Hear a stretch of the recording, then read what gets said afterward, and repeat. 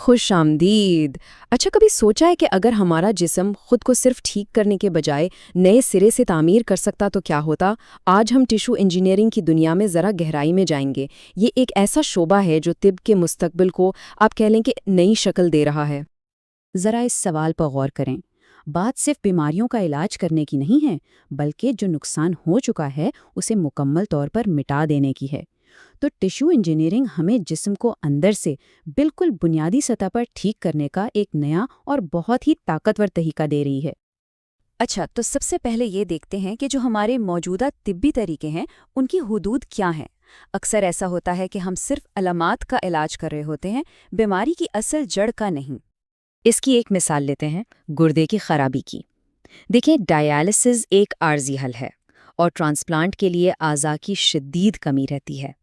جو دائمی بیماریاں ہیں وہ ہمارے جسم کو مستقل نقصان پہنچاتی ہیں، اور ہماری جو ابھی کے طریقے ہیں وہ اکثر اس نقصان کا حقیقی معنوں میں ازالہ کر ہی نہیں پاتے۔ اور یہیں پر ٹیشو انجینئرنگ اور تجدیدی طب، جسے ٹرم بھی کہتے ہیں، ایک نئی امید بن کر سامنے آتی ہے۔ اس کا مقصد صرف مرمت کرنا نہیں ہے، بلکہ حقیقی معنوں میں تجدید کرنا ہے، یعنی جسم کے حصوں کو دوبارہ بنانا۔ یہ میڈیکل سائنس میں سوچ کا ایک بالکل ہی نیا زاویہ ہے۔ تو سوال یہ ہے کہ یہ حیرت انگیز عمل کام کیسے کرتا ہے؟ چلیں اس کی ٹول کٹ پر ایک نظر ڈالتے ہیں، وہ بنیادی اجزاء جنہیں سائنسدان جسم کو دوبارہ تعمیر کرنے کے لیے استعمال کرتے ہیں۔ اسے ایک تعمیراتی منصوبے کی طرح سوچیں۔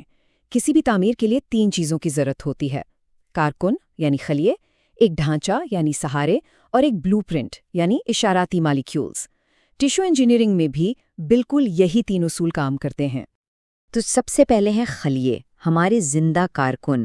خاص طور پر سٹیم سیلز جو ہیں وہ اس پورے عمل کا مرکز ہے۔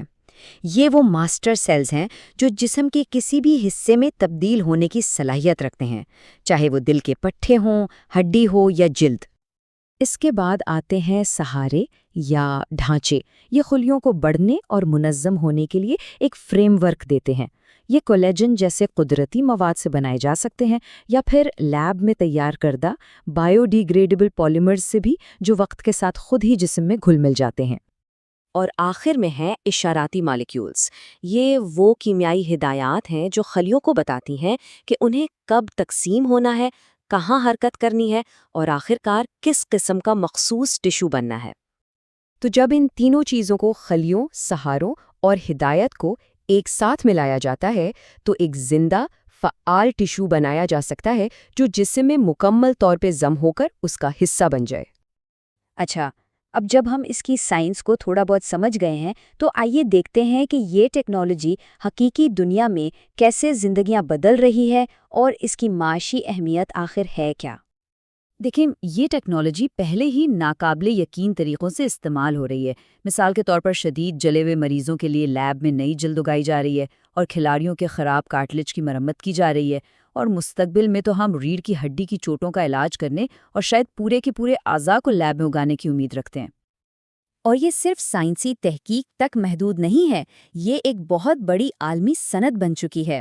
صرف 2024 میں ہی اس شعبے کی عالمی مارکیٹ کا حجم $19 بلین سے بھی زیادہ ہے، اور یہ شعبہ بہت تیزی سے ترقی کر رہا ہے۔ اندازہ ہے کہ 2030 تک یہ مارکیٹ دگنی سے بھی زیادہ ہو کر $43 بلین تک پہنچ جائے گی۔ اور یہ تیز رفتار اضافہ کیوں ہو رہا ہے؟ دائمی بیماریوں میں اضافے اور 3D بائیو پرنٹنگ جیسی نئی ٹیکنالوجیز کی وجہ سے۔ تو یہ صرف ایک نئی ٹیکنالوجی نہیں، یہ طب کا ایک نیا فلسفہ ہے۔ ہم علامات کے انتظام سے مکمل علاج کی طرف، مصنوعی حصوں سے زندہ ٹیشوز کی طرف، اور صرف نتائج سے نمٹنے کے بجائے اصل چیز کی دوبارہ تعمیر کی طرف بڑھ رہے ہیں۔ لیکن اس روشن مستقبل کی راہ اتنی آسان بھی نہیں ہے۔ چلیں ان چیلنجز پر ایک نظر ڈالتے ہیں جن پر اس شعبے کو مکمل طور پر کامیاب ہونے کے لیے قابو پانے کی ضرورت ہے۔ اس ٹیکنالوجی کو عام کرنے میں کئی بڑی رکاوٹیں ہیں۔ یہ علاج فی الحال بہت مہنگے ہیں، حکومتی منظوری کا عمل بہت سست ہے، اور سٹیم سیل کہاں سے لیے جائیں، اس جیسے اخلاقی سوالات پر بھی بحث جاری ہے۔ اور یہ چیلنجز صرف کسی ایک ملک کے نہیں بلکہ عالمی ہیں۔ پاکستان جرنل آف میڈیکل ایسوسی ایشن کے ایک مضمون کے مطابق بھی لیب کی دریافت کو کلینک میں مریض تک پہنچانے کا سفر فنڈنگ، انفراسٹرکچر اور واضح ضابطوں کی کمی کی وجہ سے بہت مشکل ہو جاتا ہے۔ لیکن ان رکاوٹوں کے باوجود اس شعبے کو آگے بڑھانے والی وجوہات بہت طاقتور ہیں۔ دائمی بیماریوں کا بڑھتا ہوا بوجھ اور اعضاء کی شدید کمی سب سے بڑے محرکات ہیں، اور یہی اس بات کو یقینی بنا رہے ہیں کہ جدت اور تحقیق کا یہ سفر جاری رہے۔ تو ختمی ویژن بالکل صاف ہے، ایک ایسا مستقبل جہاں علاج مکمل طور پر ذاتی نوعیت کا ہو، جہاں کسی شخص کے اپنے خلیوں کا استعمال کرتے ہوئے اسی کے لیے ایک نیا صحت مند ٹشو یا عضو بنایا جا سکے۔ اور ہم اسی سوال کے ساتھ اس جائزے کا اختتام کرتے ہیں۔ جب انسان اپنے جسم کو دوبارہ بنانے کی طاقت حاصل کر لے گا تو یہ انسانیت کے مستقبل کے لیے کیا معنی رکھے گا؟ اس پر ضرور سوچیے گا۔